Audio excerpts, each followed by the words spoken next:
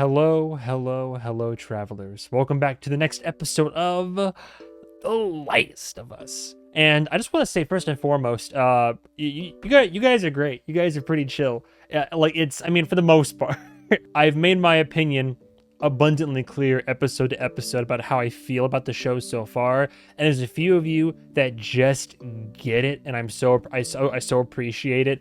I am enjoying the show. I think it is a very good show. At times, it's even fantastic. The only thing I'm criticizing, as I've been saying, are just their personal opinions on how the narrative is going. But some of you are also correct. We don't know what their full plan is. Because there's aspects of the show we're already seeing early that we wouldn't see in the game until way later on. So, and they're putting some scenes later on in the show. They're rearranging the narrative. I'm pretty sure I said at episode 1, I said, look, I have judgments now, but any of that could change. It was like when I was watching Interview avec le vampire. I feel this way about characters right now, but I'm sure as the show continues, I'll feel a different way. Some people are still kind of like, don't think I'm being very fair, and I get that. For the most part, I think everybody gets where I'm coming from, and if you love it and see the show as doing no wrong, then you know what, more power to you. I refuse to be one of those. I keep getting recommended critical drinker videos for some reason. I refuse to watch this guy because every single thing he posts seems to be just soul-suckingly negative. Fun fact, Bella Ramsey started uploading herself singing and playing the guitar with music when she wrote 2 years ago. Her channel is United Hope. I did not know that. If I can remember, I'll make a note here.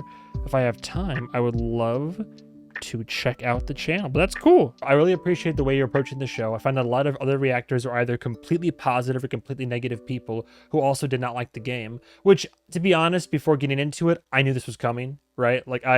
Season 1 is pretty much bar for bar, almost all the way in line with the story of the game. But we all knew that part 2 already was controversial. We knew that they were going to probably make changes and a lot of deviations, basically. So I'm always looking for the positives in things. But if there's something I see that I feel like calling out, I'll call it out. And, I'm still looking for the good. And I am still excited to see the rest of this show. I'm pumped every week for it. Dissecting the writing has caused me to go back and start watching your playthrough. Appreciate that. I hope it lives up to, to the hype. I hope the playthrough still holds up. It is certainly a very emotionally intense experience for me, as I'm sure you'd see. Because they have. What?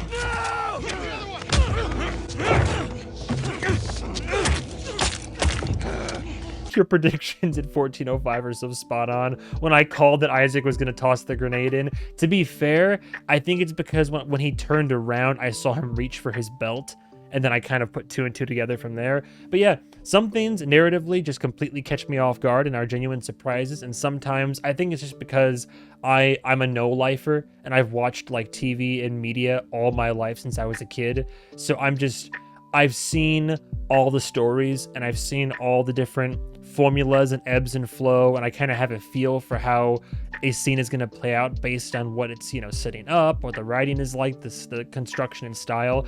I'm still taken on many a ride. I'm still surprised very often, but sometimes you can just make out the writing on the wall and put it together. Keep sending your takes my way, even if you disagree with me. I love having these conversations. I genuinely like it to hear people that have different opinions than I do and offer a different perspective. I'll be honest, for me, it makes more sense here than it does for me less than 24 hours after the first kiss for the love scene. And I get that. The fact that it's kind of more of a slow burn to develop over time. I get where you're coming from. I do. I don't think Ellie will get Abby's sequence. I think they're going to show us Abby's day 1 soon instead of making us backtrack. Why else would they be talking about someone, presumably Owen, killing his own men already in the next episode? Good question. In one of the trailers, it shows Ellie pointing a gun at Nora down in the basement, so I think that's when Nora sees that Ellie can breathe spores. I think that's true, by the way. I think I saw the basement and the overgrowth of cordyceps, and I got nervous that we'd be getting Ground Zero, Hospital, the Rat King. But if you know, you know. I won't throw any pictures in yet. But if you know, you know. Now we're introducing spores all this time later. It means the Seraphites had to be super extra and set up spotlights. Hang on, what? Oh yeah, it's true. Having it at night.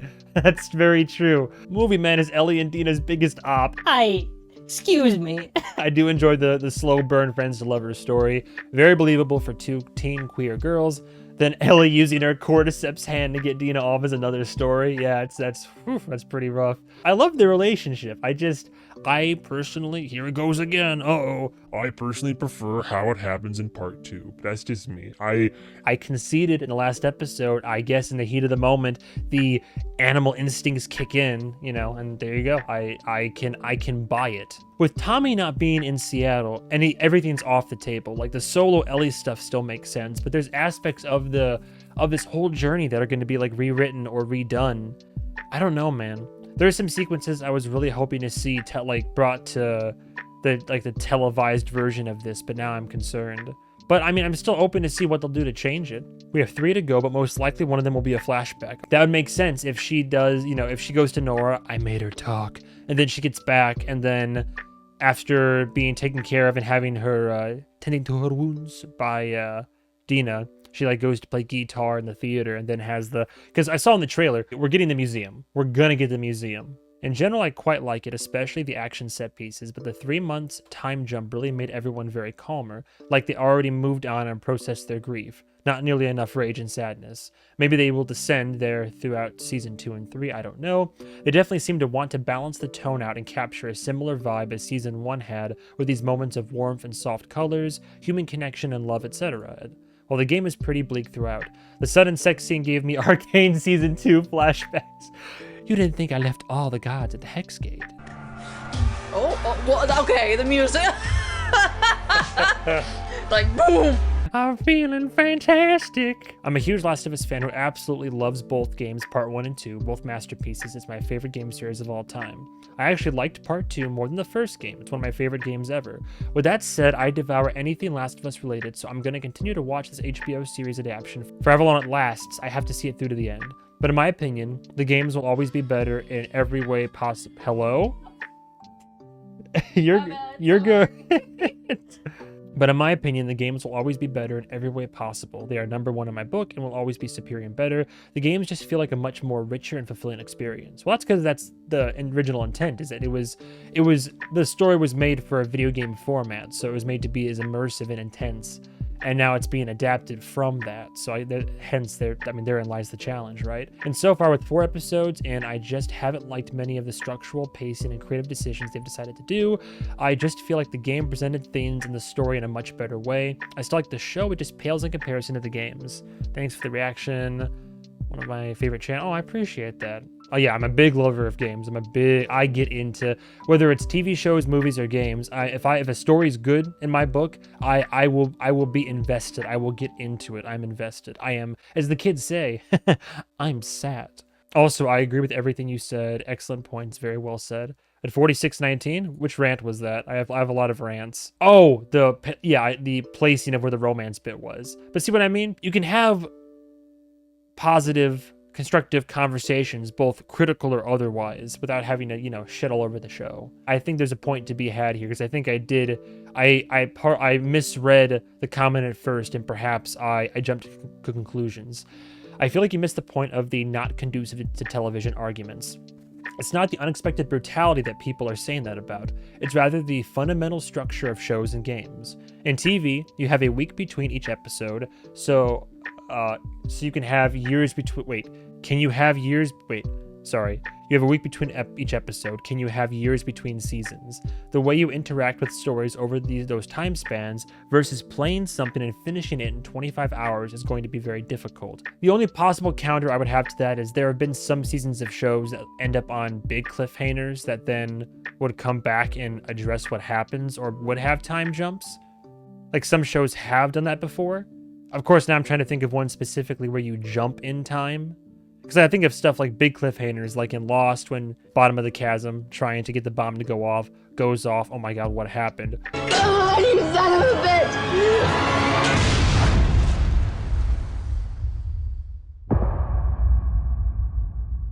Or like Walking Dead, who did Negan kill? You're all gonna be doing that. You gotta wait a year plus to find out. But now I do want to do research. I feel like there are shows where years jump. I mean, technically you could say, was it years in Arcane? Can you have years pass between seasons? I would say yes. I do see the points in the next part. Also, don't have the interactivity aspect. This is true. Playing as someone, that's two things that TV just can't add up. It keeps you engaged via gameplay, even if the character isn't engaging to you, and it leads you to associate more with the character since you control them. That is true. When you play as it's the difference between my girlfriend, like, trying to stay up late to watch a movie with me and falling asleep by accident, as opposed to if we're streaming late at night and she's able to stay up with me because she's actively controlling the character and she's more invested in it. So that's a very good point there, is that inherently speaking, I mean, sure, you could be like me and you're like, I'm in it. I don't care what it is. If I like it, I'm sat. I'm locked in. for a lot of people, general rule of thumb is true. It's playing a game is inherently more interactive. It's more immersive. These are small things that over time do significantly help you to empathize with Abby more. Because you're literally like put in her shoes. And it's something that can be directly translated to TV, especially if the POV switch is going to happen after 2 years of waiting to see what happens to Ellie in the theater. Not getting it after that long of a time might make people even angry about it or about it and in the game. So you are special. You need something special to draw them back in. In this case, you don't have the gameplay to keep them engaged, and also it's a lot easier to drop a show when you can just stop watching 1 week to another versus giving up the whole game that you've already bought the sunk cost fallacy. I see what you mean. Yeah, I would say in a very, not in a argumentative sense, but I would in a friendly conversation of making counterpoints back and forth, because I really am enjoying this dialogue and I appreciate having counterpoints thrown at me to have a conversation about with. Too bad it's not a live stream, right? I can think of shows that ended seasons on very dour notes. I mean, hell, spoilers, but Game of Thrones season 1, it's been years, right? You took the main character and we're just like, whop, what up, end of season. And we're like, what the fuck? Like, that's literally, a lot of shows have done stuff like that. And I think that inherently art is, by definition, in my mind, is meant to provoke an emotional response. So I think that's kind of like, that goes hand in hand, where it's that one of my predictions for how they're going to structure the show, at one point I did predict saying, I think that season 2 might end with, we let you both live and you wasted it. And then boom, that's how they end the season, on a big cliffhanger. I could see it, because they also ended the season, season 1 on a lie between two characters, our main characters, and then we're just like, all right, dude, cool, peace out, we'll see you in a couple years. So shows have done much worse. There have been great shows. I mean, even Severance, right? Dude, Severance and season 1 ending the way that it did, and then being like, we don't even know if there'll be a season 2, but we told our story the way we wanted to tell it. Like, and then even season 2, we know there's going to be season 3, but imagine if Severance had ended on season 2 and you were like, what happens now? And it's like, who knows? I see what you mean. I do partially agree with you. Video games are inherently more interactive by nature. There's some things trying to translate it to TV make it ingestible for an audience, and like, how are you going to pace it? How are you going to structure it? How can we do this so that it'll flow well as a season and link well to another season after a longer wait? So refreshing to read these POVs. I was like, well, does that mean that I'm not being refreshing? There's so much hate. I'm not hating. But also, I do agree.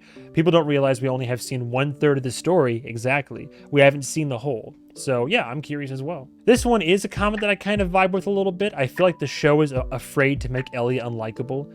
This is something I definitely hard agree with, and it's what I've been bringing up regarding the brutality of the story, her descent into depravity and such. She's supposed to be drowning in her grief and anger, but in the last episode, I didn't really see that. Don't get me wrong. The episode was good, but not what I was expecting. When I heard about the upcoming episodes, they aren't afraid to make her unlikable. They just delayed it. Oh, I'm excited, but also nervous. For anyone curious to hear more non-toxic criticism of the show, there's a good pinned thread on the Last of Us subreddit called Constructive Criticism or something like that was created a couple of days ago.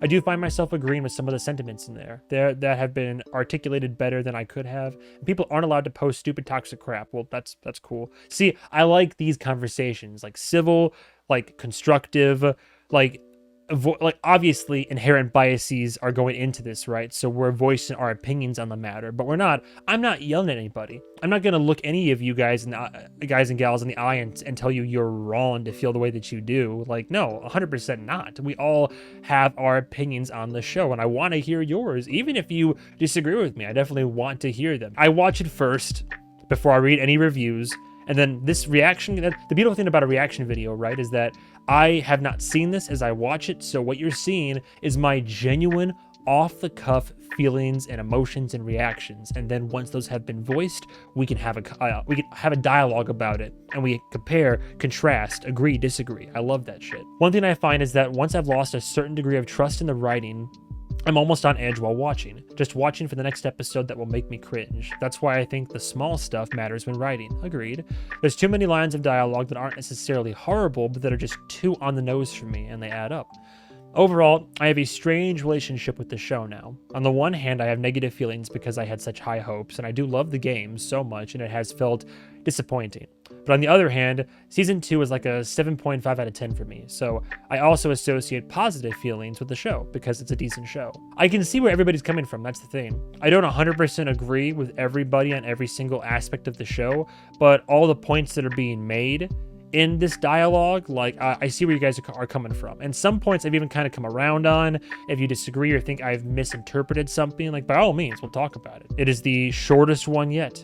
We don't know what it's called yet, but here goes nothing, right? As always, I want to say thank you in these trying times. We're in the summer months now, so I'm not the only one experiencing this. My boy Freezy, my boy, he's also experiencing this, but naturally in the summer, people are going out and touching grass, so I get it. Touch grass, eat ass, do whatever you gotta do. Viewership goes down a little bit, and admittedly because some shows perform better than others, like Severance or Interview with a Vampire. Even Dark is performing pretty well. But so even though viewership's not what, in a perfect world it could be, those that are around, I do appreciate you guys and gals being there. So thank you for sticking around for the series. Thank you for listening to this boy yap, because I'm definitely a professional yapper by trade. If you want to support the channel more, or you want early access to these full, uncut, uncensored, with HD video accompaniment, patreon.com/MovieMan101. Over there, the basic $5 tier gets you access to literally my entire television content reaction library. Plus, there's even a little, there's some Patreon exclusive TV shows in there now that are starting to pop up. So look for more Patreon exclusive content for those that are wanting to invest more. Otherwise, like I said, you being on YouTube is more than enough. Liking the video, commenting your opinion below, engagement always helps. I mean, sharing it if you want to. And like the other people said, I do have a full virgin playthrough of Last of Us Part 2 on my channel, back from like day 1, hour 1 when that game came out. I was playing that. My first playthrough was just shy of 30 hours. I took my sweet candy ass time with it. And then even recently, I had a revisit of it on the PS5 remastered edition, which my gal pal, she had never experienced the game before, so I played it again for her benefit. Anyway, without further ado, episode 5. I think this is going to be the thing we saw in the preview credits, where it's like, Isaac wants to know why you're killing your own people. It's in the air. But I like how we keep cutting to the WLF. Not the fob, but we're in the hospital. The WLF had commandeered, and they have the basement sealed off, rightfully so, because Ground Zero's down there. I like it when the show does cold opens. I didn't realize this. I didn't clock it at first, but is she supposed to be the gal that Ellie finds playing the PS Vita, PSP? Your soldiers are loyal to you. I think they're worried we're gonna execute you. If I was getting executed, Isaac would have come himself. There's a shooting near the borderline between us and the Scars. Treaty might be broken. He's dealing with that now. If it's war again, we're gonna need all the soldiers we have, so he's wondering why you apparently killed some of your own men. Flashback. This is back to when the treaty was broken by one of the two sides. But it's right when they realized eventually what the hospital had going on in the basement. Including Leon. Kennedy? Jesus. No. I'll have one of those. Jesus. It's one of those days, yeah. What happened? My unit is responsible for Securing the hospital. I know your orders. I gave them a lease. What happened? We cleared the ground floor up to the 6th. A few scattered infected here and there, nothing we couldn't handle. All that was left was the basement. We were expecting the worst, the kind of environment they like. Plus the old-timers said down there was where they brought the first cordyceps patients in '03. On top of that, we had an access problem. And all the elevator cars are stuck in their shafts just below ground level. The only way in or out of the basement is here, the stairwell. One way in, So one way out. That's where I sent a squad down to B1. And? Nothing. So today, B2, hoping for more of the same, I sent another squad down. And I put Leon in charge, because he's my best. A few minutes in, he radios back. There's cordyceps on the walls, the floor. Chances are they'll find infected next, but that's what they were down there for, so I told him to proceed. 5 minutes later, he radios again. This time he Coughing. Sounded different. was struggling to breathe. Oh. He could hardly talk. Survivor's guilt over here, too. Maybe The he had guilt. been bit. I said, Leon, where you bit? He said it's in the air. He said it's in the air. See, listen. I knew it wasn't in the vents or we would have all been infected weeks ago. So I scrambled my other team, and we locked the only door to B2, and we locked the only door to B1. And we did what Leon said. Good man. We sealed them in. Good soldier. That's selfless right there. Nothing else has gotten out. To know you're condemned and say, No seal one it else up right has. now. We're too far gone, but you can save everybody else. And that's got to be something soldiers have to face a lot of the time, too. The guilt of being a commanding officer in some capacity. And if you give an order that leads somebody into a trap or a situation where they perish, then of course you would blame yourself. I would blame myself. I would be... You can't. You have to understand, we talked about guilt in previous episodes of this show, and I've referenced Dr. Mick on YouTube talking about the... how you can't apply the power of retrospect to a previous situation and feel guilty about something because you acted with what information you had at that time. But still, like I guess you got to have that separation as a soldier. But at the same time, you got to feel if you send your comrades down to any situation that's dangerous and they end up dying, then you're like, they perished on my watch. Like that's got to be the roughest of pills to swallow. As far as I'm concerned, Sergeant Park, you resolved the situation permanently and heroically. Mm-hmm. We owe you a debt. Hardly matters right now. She's gonna carry that with her. I'm sorry about your son. Was Leon her son? He was our best, and he was my son. Oh my god. Very pro move right there. Assuming that I'm guessing the audience can connect that those are also WLF soldiers, but notice how human they are. Notice how they're just like anybody else, and they're also trying to survive in this world, and they're also trying to make the best of it, but suffering in their own way. Keep that in mind. Key point is that all these people in the world that are just trying to survive in their own capacity. Although at this point in the game, when you get to Seattle, to the time you get to the theater, you've slaughtered so many of the WLF already. Seattle, day 2. I do like that, by the way. If we're gonna give the show credit for anything, I like how we're sticking with the day 1, day 2 motif that you would see in the game. Something pointed out, and I haven't really delved into it too much, but I want to commend the show for doing this really well. An example of gameplay, listen mode. Dina literally activating listen mode on several occasions now of like closing her eyes, listening, knowing how many people are in the next room. Beautiful touch that perfectly translates to TV. Because listen mode in a game, you're like, people can't see through walls. But the idea, it's like sonar, right? So for a game, it's like sonar. For real life, it's just literally just like close, hone in, listen for distinct voices and growls and all this. You're like, okay, 1, 2, 3, and that's all I got. 3 people. Like it can work like that if you're attuned well enough. Perfect. Yeah, she does this in the game. Listens to the radio, maps out the whole city. Hey, we got the power back on. They have a big ass generator down there. Down there, excuse me. Actually, in the game, you go to the rooftop and you find the guy that shorted out the fuse box and you restart it up there. This show is not very good after all, so 2 out of 10, if I think Natural so. gas, baby. Can I help? No. Why? Because I'm stupid? That's What? not the word I would use. Yo, Really? What word then? emotional? Impulsive? Non-school oriented. You. I'm in school. Let me help. Non-school oriented. Gotta start using that one. I'm triangulating. Do you know how that works? Yes. With triangles. Okay. It's pretty standard. I don't know why she is. That is one thing. I'm like, in terms of trying to be supportive of these characters, she's a bit sillier in the show than she is in the game, which is fine. Like it's cool to make her a likable character, but I mean, sure, she can be a little bit reckless and impulsive in the game. She's on her quest for vengeance. She doesn't care about who she has to kill or what she has to do to get her mission accomplished. So she's brutal and effective. But I feel like they're like nerfing her like intelligence stats in this sometimes in like moments in these episodes. It's just kind of unfortunate because I like I said, I like both the characters. Get a bearing of if I had a protractor, it would be a lot more accurate. Oh, I actually brought a protractor. You did? No. I don't know Haha. what it is, and I hated math. I'm gonna leave it alone now and go and explore the rest of this place because you're smart as and you're figuring it out. Ellie. Okay. Yes?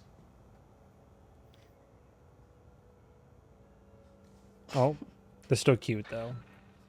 Isabel Merced is carrying. Oh, are we getting the flashback in this? Dude, if we get a little flashback in this episode, that'd be cool. Like the framing. I'm glad we're going in the theater. The music kicks up. Beautiful. Surely they used a theater, right? They didn't just build this. They're just in the Grand Ole Opry somehow.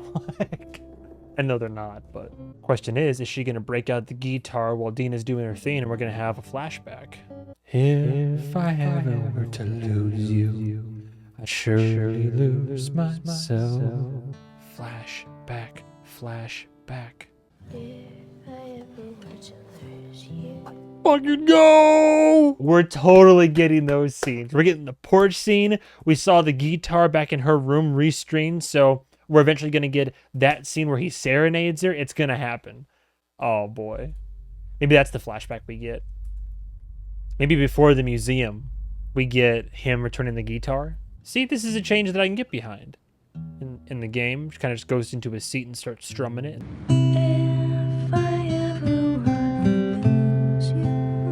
We follow a safe path west until this spot. They're watching that entire area. But there's a gap between here and here. Now on this map, do you see this long-ass building? We cut through and slip by. It's a big f***ing something for them just to ignore. Why aren't they patrolling it? Dangerous. Infected. Probably. The hospital's maybe a quarter mile from there. Nora should be on the first floor, far end of the north wing. They never shut up. I hear everything. Nice. Morons. Yeah, so I've been thinking about that. You know I mean, those to be people they're fair. fighting, the scars? We already know they use bows and arrows, right? And they seem culty or at least really religious. You ever hear of Amish people? Amish people? Mm-hmm. No. They chose to live like it was the 1800s.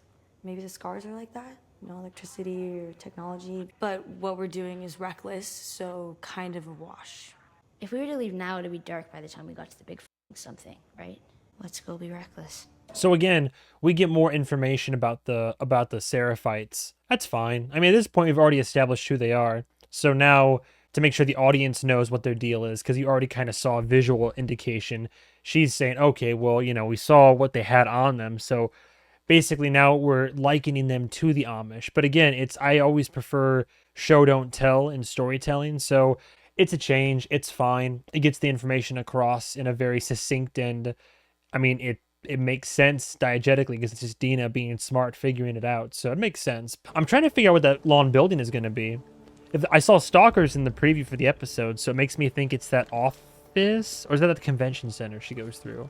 Ellie does go through that office building and runs into the Stalkers and ends up falling out the window. I don't think Dina's going to stick around the whole time. What are you gonna name it? Huh? It. LOL. Oh, if it's a girl, Ellie. If it's a boy, Jesse. Elijah. Oh. No. What? It's a cool name. Feel this bitch. Oh no. There's the mural. That's fresh-ish. They're still decomposing. Oh, so those character models do look a little bit like ones I fought in the Shouldn't be game. here. We shouldn't have come. I shouldn't have dragged you here. You're having a f***ing baby. What am I doing? You know, you never asked me about the first person I killed. when I was little, we lived in a cabin in a forest north of Santa Fe. And I would get so bored cooped up with my mom and sister, I would just beg them, just let me play outside. One day I just f***ing did. And I had a gun, so who's gonna f*** me? Now you already know how this story ends because I don't live in a cabin north of Santa Fe anymore. And I don't have a mom or sister anymore. But since everyone's past is f***ed, we've all heard everyone's stories, how do you think this one goes? Raiders? Just one. I heard them screaming, and I ran back with my gun out, but I was too slow because I was f***ing 8. And when he heard me, he turned around, and he looked really startled. And when I shot him, he looked more startled. I'm so sorry.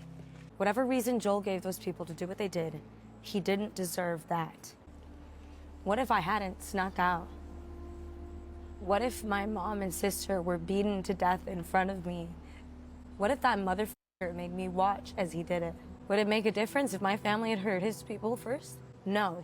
And if I hadn't killed him, if he had gotten away, I promise you, I would have hunted him down forever.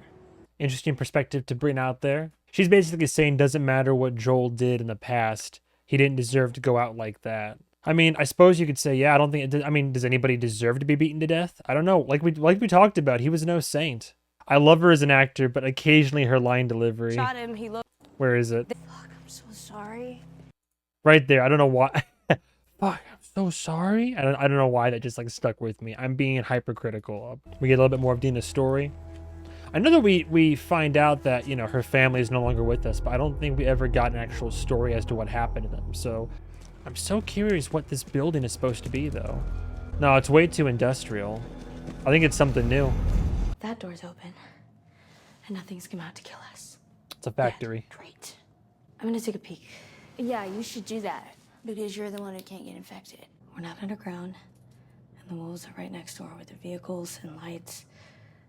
Horde's not gonna ignore that shit. No, but Stalkers So would. we've got maybe... Well, no, it's more than that, because what was it we saw in episode 1, right? Ellie came across, like, in the game, like, part 1 of the game, the very first game, you encounter Stalkers when you get to the hotel in Pittsburgh, the hotel basement, to be specific. But in this one, and the adaptation of the show, season 2 is the first time we've seen Stalkers, and there was the one, and like Ellie said, they're getting smarter. So this whole encounter is going to be based on the trailer and the lead up to this. The reason why there aren't any runners or clickers going toward the noise is because Stalkers hide and they wait. So it's about to be a factory full of Stalkers. Can't wait. If it gets bad, and we have to make a choice between shooting or running, Run. we run. Oh, you think that no matter what happens, I'm just gonna start firing? I Literally mean, every single time. Yes. yes. Don't get angry. You're a little crazy, and that's exciting. A little. That's one of the reasons I love you. But I do want to make it out of here. I appreciate it. Giving it to her straight. Aww. So tell me again, what's the plan? I really like this. See, the way this relationship plays out in this is that we see Ellie in the, like, let's just look at the show by itself, right? Ellie's character, if anybody ever challenges her ass, she immediately snaps back and she's like, well, F you, man. I wasn't too slow. This was the problem. anytime somebody like tries to oppose her, she immediately feels attacked and gets on the defensive. When it comes to Dina, she loves her. And there's a relationship and a kinship there. And so Dina, being Dina, tells it like it is and is like, look, I love you to death. I do, but I know you. And Ellie is DPS all the way. Dina is like support and recon. Knives or run. But yeah, seeing it a mile away, it's Stalkers. So far, so good. Just hush. Keep it quiet, man. From day 1 in Seattle, like wherever you go, just yapping. Just gotta chill. Do you hear something? No. Nothing. Something gonna show up in the shadows back there behind them. That'd be a really creepy thing to put into the shot. Again, little detail to connect it to the game. Dina's listening mode in the game. When Stalkers are, like, when they move, you can hear them. When Stalkers find a spot to hunker down and stop moving, and you use listen mode, you can't get them on your radar anymore. So I like that little, like, you know it's Stalkers because if they're immobile and they're waiting, you can't hear them. That's great.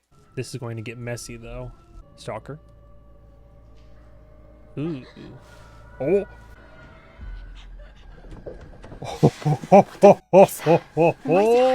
I think it's a smart one. Like the one that stalked me at the supermarket. I love it. That was really creepy. So we can kill this one too, right? Oh my Listen, god, I if love it's like this. the other one, it's gonna be fast and it's gonna be sneaky. But this time it's 2 on 1. No, it's not 2 on 1. You're gonna poke back up like, all right, ready? Room 15. Like, oh my god, that was super creepy too. Like, you only hear the one just to draw you out. There's gonna be so many more. Oh, 2. What do we do? I don't know. Let's go back the way we came. Oh no. GG. Jizzle for Rizzle. The eyes in the darkness. Oh no. The spotlight. I love this sequence. You see that fencing over there? I'm gonna lure as many as I can. You're gonna run in there, secure the gate, secure however you can, and stay in there. Dina, I can get bed a lot. You can't. Do as I say. Oh. Go! All right. Oh no, absolutely no shooting. We had to.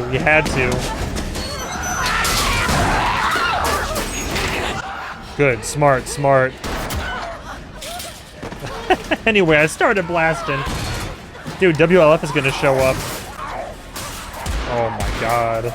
Oh, dude, they're fast. Oh no. Ellie, where's your shotgun? You should have a shotgun by now. Oh, dude, she was dual wielding. Got that quick draw. Oh my god. Is someone else gonna show up? The soldiers? Yep, WLF. Or is it Tommy? Is it Tommy with the rifle? I'm thinking it's our boy. Or is it just sizzle for rizzle? Hey. Yo, what are the odds? I was watching. They didn't fight her. Oh, but he's in Seattle now. Gotta go. Okay, no Tommy, but Jesse showed back up. Okay, you know what? That's pretty fair. For context, again, if you're not sure, in the game there's a whole sequence where you know Tommy's in Seattle, and you hear on the radio that you hear about a lone gunman, and you think it's Tommy. So you go to like a place called, I think it's New Hanover. It's like basically suburbs, like kind of upper middle class suburbs in Seattle, very hilly area. And eventually when you think you get to where Tommy is, it ends up being Jesse. And then you and Jesse escape and come back to the theater to meet up with Dina. I'm okay with this change. See, you listen to these words? Either way, Jesse follows them to Seattle. So here he is. But instead of it being that sequence, you establish the Stalkers as a threat, an incredible one and a smart one in episode 1. Then new area, new stuff for the show, really creepy, tense sequence where they go to a factory and get ambushed, and then Jesse shows up to be the savior and to now go with them. And I'm sure they're going to break off, and then Ellie will go solo to the hospital. But that's a change that I can accept. I'm glad Jesse's in Seattle with them. I'm also not glad. Oh god, run. Man, the set design. Great stuff. It feels like an apocalyptic city. The park! We can lose them in there! Come on! You're gonna run into Seraphites in the park, aren't you? Oh, dude, it's gonna be like... And then like gonna be... See, again, also similar because in the game, when you find Jesse, you kind of hop into a commandeered WLF patrol, like a patrol vehicle, and you make your escape from the suburbs as the WLF are trying to chase you down. So we're not in a truck chase here per se, which would have been cool to see, but we're still, you know, on foot with Jesse and now with Dina being chased by WLF, and now running into the park, which you do go through a park in the game where you run into Seraphites. So we're kind of speed running and changing some things up, but we're still hitting all the greatest hits, all the spots. How did you find us? The map you left in the theater. Impressive triangulation, by the way. Thanks, that was old Dina. Trust me, I didn't think it was you. How did you find the theater? Do I look like I want to talk to you right now? You came alone? No. Me and Tommy. We split up when we got to the city. There we go. I can't believe they sent you after us. Tommy's here too. You two were gonna die out here, so we snuck out the next night. It's a good thing we did. You know what, we're doing pretty f***ing good Up until what? Until we weren't. Is Tommy okay? Hopefully. For now. We're supposed to rendezvous in the morning, and then we all go home. No. Ellie. Yep, Seraphites, there we go. Well, this is cool, we're changing it up. Are you gonna watch an execution?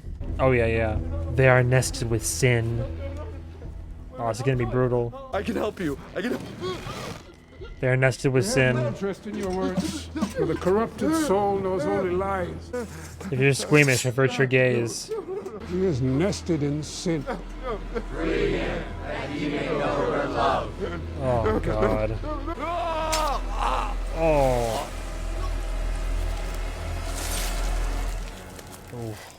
That's how they do. Now he is free. Now he is free. Oh! Why Dina? Why Dina? Oh, are you kidding me? Oh, is it Ellie? Dina get... Oh, it's that'll... Oh no. And they get split up. You won't get away, Wolf. She sees you. She watches over us all. She watches over us all. Stay in the tall grass. Hide. Guerrilla tactics. You're outnumbered. If only I had my silenced pistol by now. May she guide us. May she guide us. Wait, is that supposed to be... No, it's not Yara. So that's how it happens. It makes sense. They get split up, and so she continues her crusade alone. So Jesse and Dina fall back to tend to their wounds at the theater. There it is, Lake Hill Hospital. Hey, not flooded, but looking good. All right, I can take that. I'm sure doing the flooding of the area would have been difficult to portray in the show. Dogs, no, you better not. You better not. Oh, that'd be talk about game and like canon Ellie. Oh, dude, they wouldn't actually kill a dog, would they? Imagine if they had the balls to commit that hard. I like it though.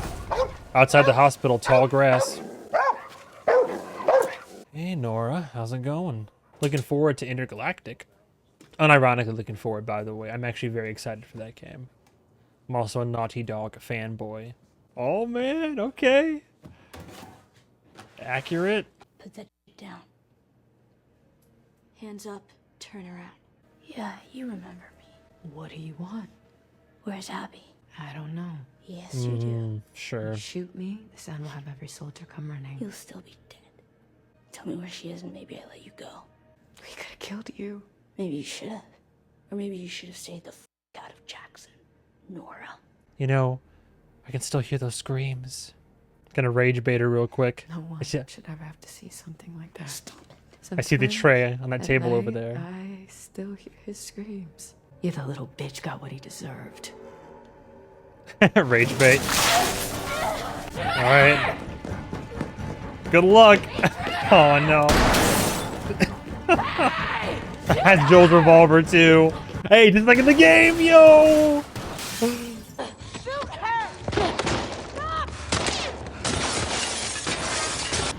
Good luck, good luck. Oh god.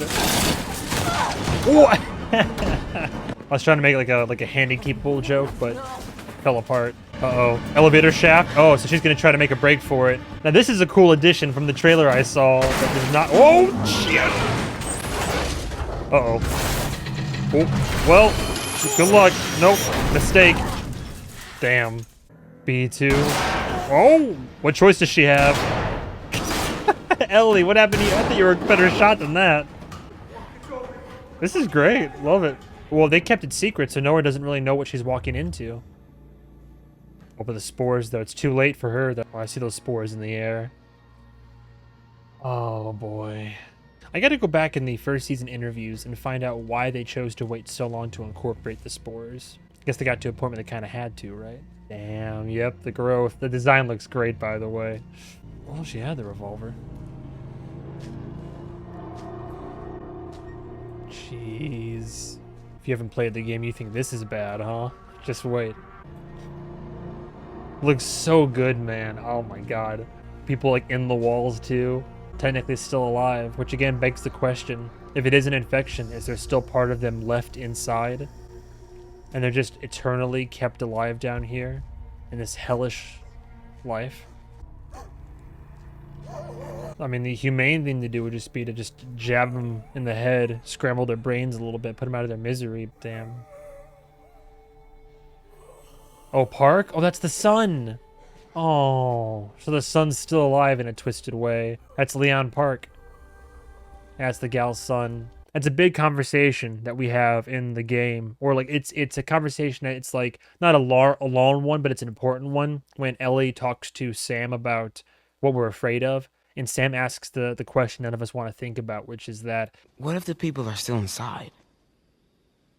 What if they're trapped in there without any control of their body? They might still look like people, but that person is not in there anymore. Because here's the thing. This actually is me being an actually nerd. In terms of Last of Us, they are not zombies. They are infected. Because that's what cordyceps is. If you get infected, you have to be alive for it to control your nervous system, take over, and start exuding that force on you. Is there some part of that person left in there? Forced to be aware of what you're doing, the existence that you now occupy, these atrocities you're carrying out at the behest of this, like, viral fungus. That's the question. Is there anything left of that person in there? I mean, you could argue no, they're gone. You could argue and say, well, if there is, they're probably not even aware enough to know. But I hear Nora, and I know she definitely didn't vibe. The red lights, Roxanne, you don't gotta put on the red light.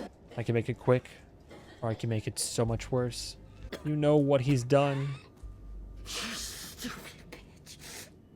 spores. Huh. You're her. The immune girl. You're real. Where's Abby? Don't you know what he did? I don't care. You don't care. Must be nice. He killed everyone in that hospital, including the only person alive that can make a cure from you. That was Abby's father. I know. Where's Abby?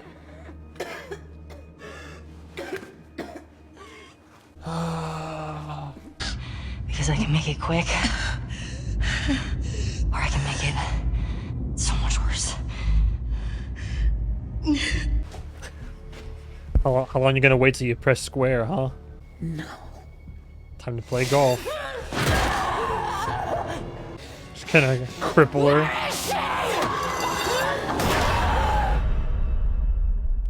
That was pretty good. That was pretty good. Again, I hate to be that guy. I know, hater time. But in the game, in the moment, you have the dialogue, and then she already tried to swing a pipe at you, so you take that. And there's a moment, and I don't know, there's a moment where it's like, it's almost like Ellie's trying to like hype herself up for it. She's like realizing that what she feels she has to do in that moment, and then of course, again, to the point of the person I was talking about in the comments recently with that discussion, you can't really put that in the show as much, where it's like you as the player have to press square to then eventually get to it, because she's like it's like she's getting ready to like just do it, and then it's almost like the cries of pain, and it's non-verbal on Ellie's part.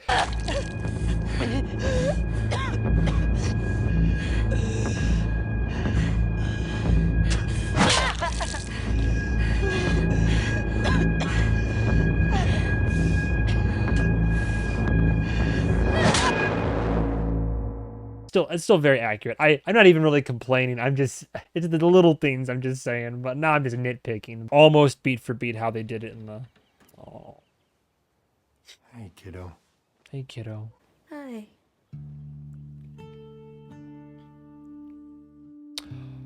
Oh.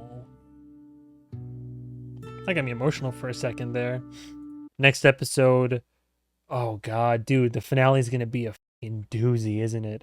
It's interesting. They're doing what they did in season 1, because season 1 they were progressing, and then some major went down, and then we had the whole Left Behind DLC in the one episode with her and Riley, which I thought was done very well. Oh, it's gonna be an emotional heartstring one. Oh, in loving memory of Steve Watson. R.I.P. dude. R.I.P. I'm trying to collect my thoughts right now. That was emotional.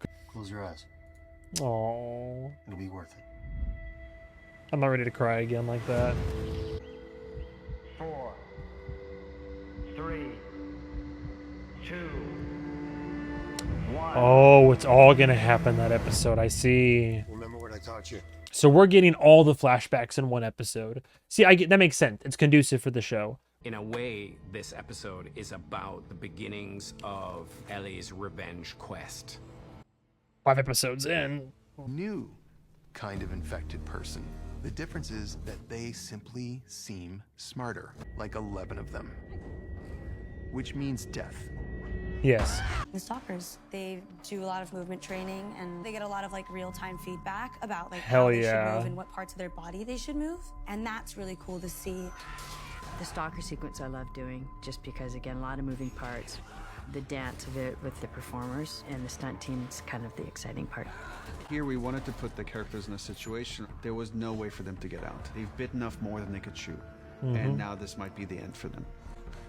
It's not a question of whether or not we survive. We won't. It's a question of, will one of us survive?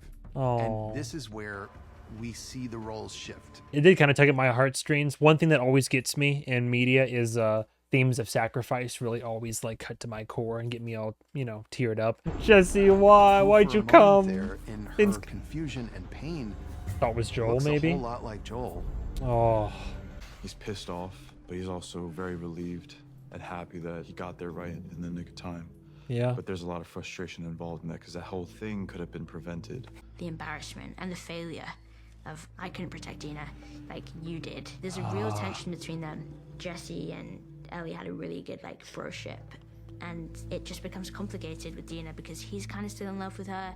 Ellie is aware of their past, but Dina's in love with Ellie, and Ellie's in love with Dina. It's just like this weird triangle. They threaten each other's masculinity and each other's protector instinct. The how it Seraphite goes. was filmed at Stanley Park. It's sort of a pinnacle of Vancouver. Oh, Part of nice. the initial goal of the show was to find some really interesting spaces that had some texture, some scale. Man, ma'am, you did a This great job. idea of overgrowth in an urban setting.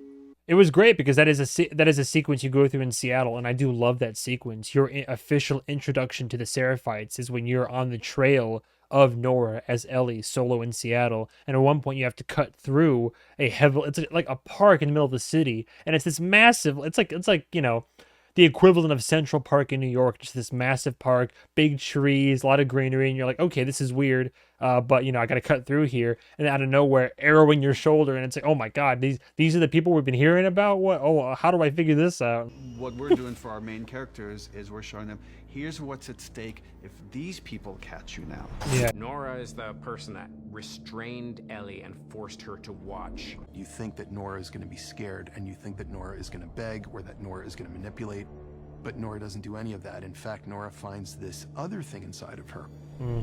Nora is not going to go down without a fight here. So there's pride. You know what? And All right. One thing I just remembered, and it's so like it makes sense, and it's also a violent and strategic error on Ellie's part, because my first instinct when she was running through that hallway and shooting, and every time that she shot, she misses. Right? What did we hear Dina say? Is that Joel's? That's what you're good at killing. And save it for that. Slow and kicks like hell. Revolvers do. They're more powerful weapons, and they're less likely to jam, but they kick. And she's not used to using it. So notice how when she whips it out, try to be all poetic about it and start firing at her, every shot she takes at Nora, including the ones where technically she had her dead to rights in the elevator shaft, she's not used to firing a revolver, so it kicks more and she misses all those shots. So I like that continuity right there. It reminds me of, there was always a scene that boggled my mind, which is one of my favorite moments back when I was watching Walking Dead religiously. There's that moment where you know, of course, the governor's like, liar, and then executes Herschel. Spoilers, but it's been years, right? He's like, no, and then takes the shot. Rick Grimes, you've seen handle that cult python like a pro and headshotting people from feet away. He takes the shot. What does he do? He misses. He instead lands one right in the governor's arm, maybe even skins it, but like hits him in the arm. And for years I wondered, why did he miss the shot? But it's because when he was beating the piss out of that guy episodes earlier with his dominant hand, he seriously messes up his hand to the point where it's like very wounded and bandaged. So when he takes that shot at the governor, it's his non-dominant firing hand, and he's just like, no, and he still hits the target, but not as well as he would have. To still hit your target, or your non-dominant hand handling a Colt Python revolver, that's still impressive. And then you even wonder, because the way that it's cut, he takes the shot, and then his son Carl also takes a shot, and then a shot lands on the governor. So you don't even know if Rick even hit the guy. Like, that just made me think about it, right? Revolvers, continuity in TV shows. I like that little detail. I really love Stephen Williams. He opens the floor in blocking. It's just like, go for it. It's not descriptive in any way. It's very much like led by instinct. It's a dialogue, and we're like finding it together. It was great. It was just like the damn Neil and I were game. laying out season 1. One of the questions we had was how to deal with the idea of spores. And again, the continuity, the simple continuity, for those of us that paid attention, and because I clocked that kind of shit, the fact that we knew what happened based on the cold open in the beginning, and you see her name tag with that same last name of, what was it, Park, right? And then she ends on, I'm sorry about your son. So we know that Leon was her son. So we know when we see the guy there, and we see the name tag that says Park on it, and the L for Leon, you're like, oh my God, that's literally her son. It's just, I love that continuity right there. It's great. Incredible, like absolutely unbelievable, with all the colors and all the textures, the amount of It looked detail, amazing. just insane. And here we get to see someone who made the opposite choice that Joel would have made. Yeah. They exist in this endless, tortured state. She is discovering and acquainting herself with a dimension of her own character that probably has been latent, but that she has not allowed to come to the fore. just loses all sense of like logic and rationality and just has this single focus.